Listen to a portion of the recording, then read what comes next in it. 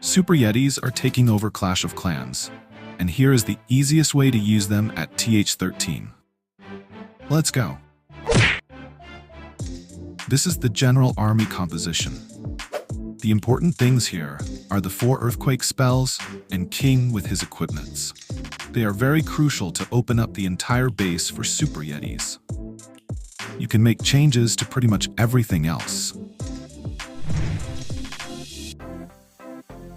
Now the idea is very simple here. First, you need to choose a side to attack that gives you direct access to the Town Hall and Eagle Artillery, and overall easier pathing into the base. Then use the Siege Barracks to create solid funnel on one side, and either RC or Queen over the other side, and charge the Super Yetis through the middle. With King's Earthquake Boots and Quadquake spells opening the base and support of the Rage spells, they will easily smash through the entire base. Pretty easy, right? So here on this base, we will attack from this side since it gives us direct access to the Eagle and the Town Hall. We will use SB to create funnel on this side, and RC on the opposite flank will clear all these things with Rocket Spear and Seeking Shield combination and complete the funnel over that side. It will result into this straight narrow path to the Town Hall for Super Yetis. They will move like this. We will use King ability to open these walls, and Quadquake here will give them access to the Town Hall. Warden ability will get us through the high damaging core, and we will use Rage spells to support the main army whenever needed. That's the plan. Let's do the attack now. Alright, let's start with the Quadquake. Remember, 4 earthquake spells of any level will break any walls, and also the main purpose is to open up the base. Alright, the SB is out already. It will start working on this side to create a solid funnel. The giant in front is to check for the Teslas and tank the defenses until the P.E.K.K.A comes out of SB. Over the other side, RC will easily clear that whole compartment with her long-range shots. The Rocket Spear plus Seeking Shield combination is perfect for this strategy, or any other strategy where you use the RC for funneling purposes. Alright, the funnel looks solid, so let's start the main army now. I am also throwing in an Ice Golem, as I always do with any ground attacks. It provides a little bit of tanking and an extra freeze on dying, which is great value. Rage spell will help them to quickly move through this heavy defenses. King ability opened up the entire base for Super Yetis as we planned earlier. Notice how I use the Warden ability when troops are about to split up. This way, they all stay protected through the core, and we can get the best value out of Warden ability. And as you can see, this base is almost gone in no time. Yet we hardly lost any Super Yeti, and still have so much spell support to get through the remaining base. Even the healers from Queen ability are working great to keep up the Super Yetis against those back-end defenses. Now this is one way to use this strategy. But up next, I will show you how to use Queen for the funneling instead of the RC. So don't click away now. Now here on this base, we can go from either this way or this way, because the walls on sideways are too complex to path through. You might think that this is the best side to attack since we can get Eagle nice and early, but these wall right here might mess up the pathing and force the troops to go sideways instead of the Town Hall. That's why here on this base, we will attack from this side since it is the easiest path to the Town Hall. We will use the SB on this side to create funneling, and Queen over this side will clear all these things and complete the funnel. It will result into this straight narrow path for the Super Yetis. They will move like this. We will use Quadquake here to give them access to the Eagle, and King ability around here will get them to the Town Hall compartment. Warden ability will get us through the Town Hall, and we will use Rage spells according to the situation. Simple plan. Now let's make it happen. Alright, let's start with the Quad Quake as usual. As I said in the first attack, main purpose here is to open up the base, but it is great if we can also damage up nearby defenses like this. Now here both the flanks are symmetrical, but ideally you want to use SB on a side where there are more non-defensive buildings and less splash defenses to get the best value out of the wizards of SB, and use the Queen or RC on a side where there are more defenses. And also, if you use the Queen, then use an Ice Golem in front to make sure she doesn't get overwhelmed by the defenses and survive a bit longer. Alright, the main army is out now. Just look at the funnel we created on both the flanks. They have no choice but to go straight into the town hall. Enemy CC is not an issue as long as we have at least one of the RC or Queen along with main army to deal with them. We also got a poison spell for that. Again, perfect Warden ability to cover everything and protect them through the town hall, as well as all the surrounding high damaging defenses. Now at any point, if your main army starts to split up, then don't get panicked. In fact, it is much better to have them separated after the town hall goes down. This way the Super Yetis are less vulnerable to the splash defenses and the Electromites get optimum value instead of each one jumping on the same target. Also, bring up few cleanup troops to avoid any potential time fails, even though this strategy doesn't have any time issues, but you never know.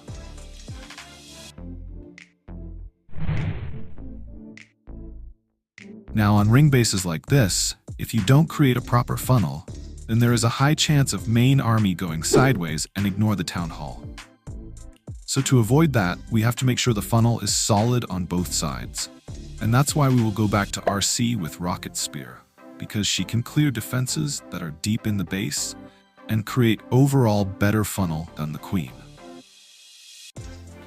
So here on this base, we will attack from this side to get the Eagle and Town Hall nice and early. We will use SB on this side, and RC over this side will clear all these things to complete the funnel. She will further take down these major defenses and leave us with this straight, narrow path for the Super Yetis. They will move like this. We will use Quad Quake to open these walls, and King ability here will get us to the Town Hall. With Warden ability intact, Super Yetis will easily walk past the core and run down the back end. Enough planning. Let's do the attack now. Alright, let's start with the Earthquake spells. Now the reason for using it early in the attack is to make sure base is already opened up for main army. Because as you've already seen, Super Yetis move very fast through the base. So sometimes we don't get enough time to react quickly with earthquakes, and with no walls open, main army will not go where we intended. So it's better to use Quad Quake earlier to avoid such things. The RC is doing fantastic work here. Usually you always want to use RC for the funneling in this strategy, but you can use the Queen if there are a lot of buildings outside of the base, just like the last attack. Now it is nothing compulsory, but you want to start the main army when the troops from SB just comes out. Ideally, we use rage spells to get through major defenses like Eagle, Scattershot, Inferno, or even enemy heroes. Now I have tried so many different strategies with Super Yetis, like one with bats, with RC charge, with Super Witches, and even with clones, but this one is by far the easiest and most consistent strategy of Super Yetis at TH13. All you have to do is create solid funnel on both flanks, and make sure Yetis have access to the Town Hall and Eagle, and that's it. Also, not only Super Yetis has Electromites, but they also have more health and damage output than the regular Yetis, so using them in Smash Attack makes more sense. For equipments though, I don't recommend any changes for King and Warden. And also for RC, but if you plan to use her along with Super Yetis instead of funneling, then use Electro Boots with either Royal Gem or Rocket Spear as we used in the previous attack. Also, you can be flexible with Queen equipments, but try to use Healer Puppet on her when used outside for funneling to make sure she survive a bit longer.